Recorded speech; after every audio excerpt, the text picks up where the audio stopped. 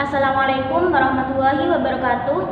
Perkenalkan, nama saya Nur Hasanah sebagai presentator pertama, yaitu menjelaskan mengenai kurban. Yang pertama yaitu pengertian kurban, yaitu berasal dari kata udhiyah yang berarti hewan ternak yang disembelih pada hari Idul Adha atau hari kurban dan hari-hari tasyrik. Hari-hari tasyrik di sini yaitu sejak tanggal 10 Dzulhijjah sampai 13 Dzulhijjah, yang mana dengan tujuan mendekatkan diri kepada Allah Subhanahu wa taala. Yang kedua yaitu hukum hewan kurban.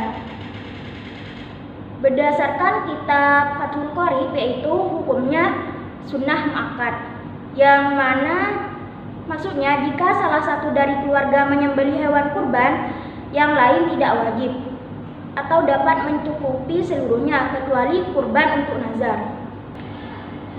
Jadi jika semula kurban itu sunnah muakkad, tetapi kalau dinazarkan maka meningkat. Maksudnya di sini orang yang berkurban karena memenuhi nazar tidak boleh sedikit pun ikut memakan daging kurbannya. Bahkan semua daging wajib disedekahkan. Kalau saja seseorang yang berkurban karena nazar itu menunda atau memanggulkan kurbannya lalu batal, maka ia wajib berkurban lagi, sebab ia menanggung atau berhutang kurban nazar tersebut. Jadi dapat disimpulkan bahwa semula orang yang berkurban di sini yaitu hukumnya sunnah muakkad, tetapi jika untuk nazar menjadi wajib. Dan orang yang menyembelih karena sunnah atau murni bukan karena nazar, menurut pendapat yang didukung kuat oleh Imam Nawawi dalam Tasih Tambih, yaitu ia boleh memakan 1/3 dari daging tersebut, sedangkan 2/3 lainnya itu disedekahkan kepada fakir miskin.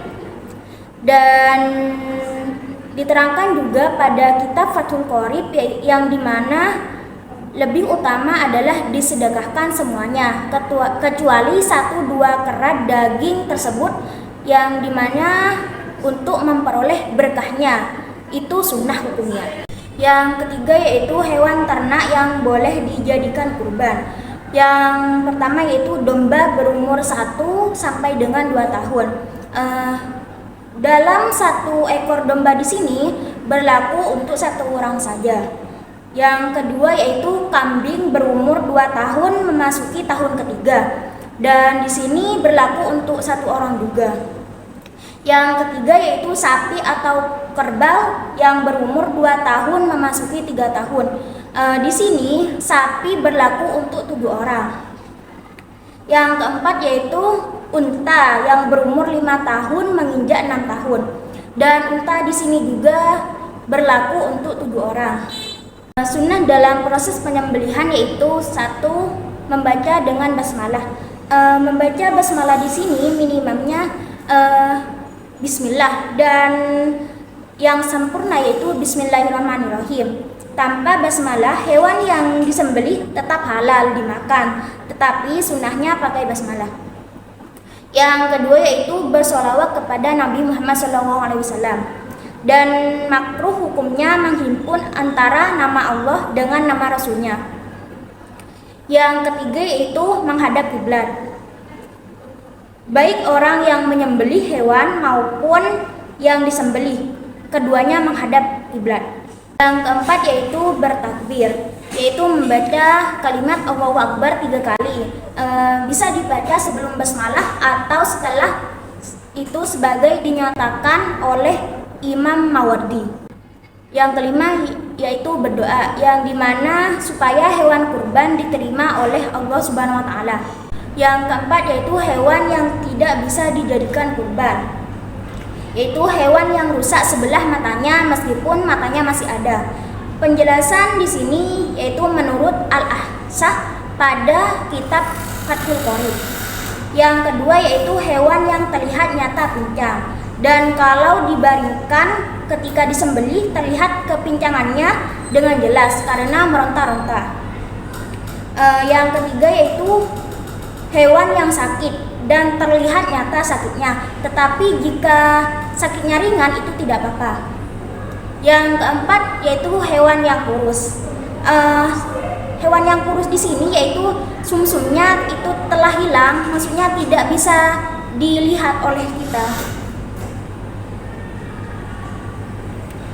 Berbeda dengan hewan yang tidak ada tanduknya, itu dibolehkan karena istilah adat disebut hewan putung atau prutil.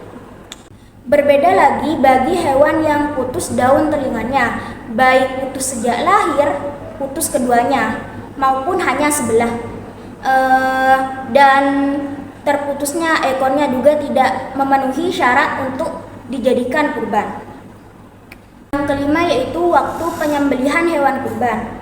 Waktu menyembelih hewan kurban yaitu dimulai pada waktu sholat Idul Adha, yaitu ketika matahari terbit pada tanggal 10 Dzulhijjah sesuai sholat Id. Dalam arti sehabis menunaikan sholat Idul Adha 2 rakaat dan beserta khutbahnya.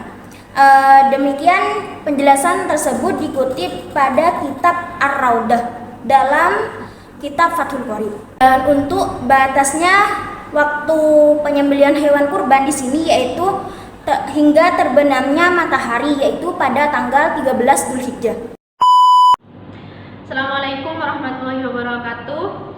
Di sini saya sebagai presentator kedua akan melanjutkan materi dari presentator pertama yaitu mengenai akikah.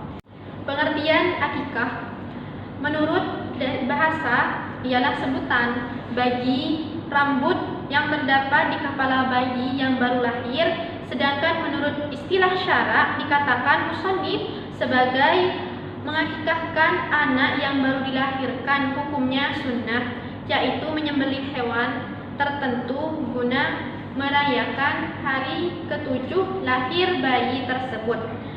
Yang dimaksud hewan tertentu yaitu disebutkan di sini dalam kitab Fathul Qorib adalah domba atau kambing, di mana domba atau kambing tersebut yaitu 2 ekor domba atau kambing untuk anak bayi laki-laki dan 1 ekor domba atau kambing untuk bayi perempuan. Dan untuk bayi banci sendiri itu menurut Kiai pengarang kitab ini harus dilihat bayi tersebut cenderung ke pria atau ke wanitanya dan baru diakikahkan sesuai ketentuan yang tadi. Dan ketentuan hewan akikah ini bisa hewan perempuan atau laki-laki, maksudnya dombanya itu atau kambing bisa yang berjenis laki-laki atau perempuan. Sedangkan hukum akikah sendiri ini merupakan sunnah muakkad bagi mereka yang mampu, seperti sabda Rasulullah SAW yang berbunyi, seorang anak yang baru lahir bergadai dengan akikahnya, maka disembelihkan kambing untuknya pada hari ke-7 lahirnya, dicukur rambutnya dan diberi nama. Hadis riwayat An-Nasa'i, Abu Dawud dan Ahmad. Oke, lanjut tentang waktu penyembelihan hewan akikah ini, yaitu pada hari ke-7 bersamaan dengan hari akikah, mengakhirinya waktu setelah lewat 7 hari akikah itu bisa dilaksanakan. Tetapi jika sampai belil maka bukan lagi akikah. Nah, dalam keterangan yang sama juga terdapat dalam kitab Fathul Qorib tentang waktu batas akikah mengakhiri waktunya setelah lewat 7 hari akikah itu bisa dilaksanakan. Tetapi kalau menunda sampai anak tersebut dewasa atau baligh maka bukan lagi akikah. Kesempatan bagi orang tua mengakikahi anaknya telah habis. Dan walau sudah terlanjur demikian, maka terserah kepada anak tersebut bisa menuntut agar diakikahi atau tidak.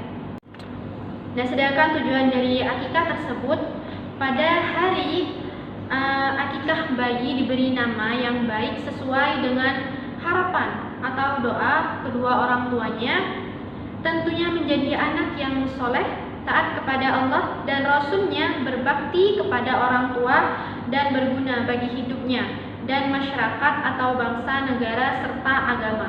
Dijelaskan juga tentang orang yang berakikah memberikan makanan atau daging kurban, daging yang diakikahkan ini kepada orang-orang fakir miskin. Maka hendaknya orang yang mengakikahi tersebut dengan dimasak daging akikah tersebut dengan rasa manis dan mengantarkannya kepada fakir miskin.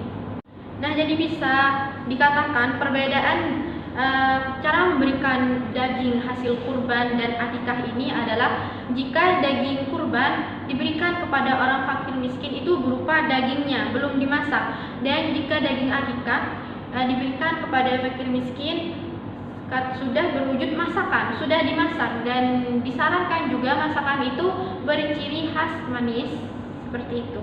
Rasa manis daging kurban atau masakan daging kurban ini berarti menyimpan doa agar anak tersebut di hari-hari mendatang berjumpa dengan kemanisan atau berakhlak mulia. Maksudnya tidak mengganggu atau mengancam masyarakat lain. Maksudnya agar karakter anak tersebut baik hati, seperti itu. Di referensi kitab yang saya baca, yaitu kitab Fathul Qorib, juga menjelaskan nama baik menurut Islam yang awalnya itu menggunakan Abduh. Dan Islam jika awalan nama laki-laki itu menggunakan Abduh itu baik, dan yang kedua adalah Muhammad atau Ahmad. Yang ketiga, tidak menghimpun asma Muhammad dengan asma Allah. Maksudnya tidak menggabungkan asma Muhammad dengan asma Allah. Contohnya Muhammad Khaliq. Muhammad Khaliq ini kan artinya penguasa. Kan jadi arti dari nama tersebut Muhammad penguasa, maka itu tidak boleh di Islam. Dan yang keempat, tidak dengan nama-nama yang negatif baik ukuran adat maupun agama. Seperti itu. Sekian dari saya materi tentang akikah. Kurang lebihnya mohon maaf. Wassalamualaikum warahmatullahi wabarakatuh.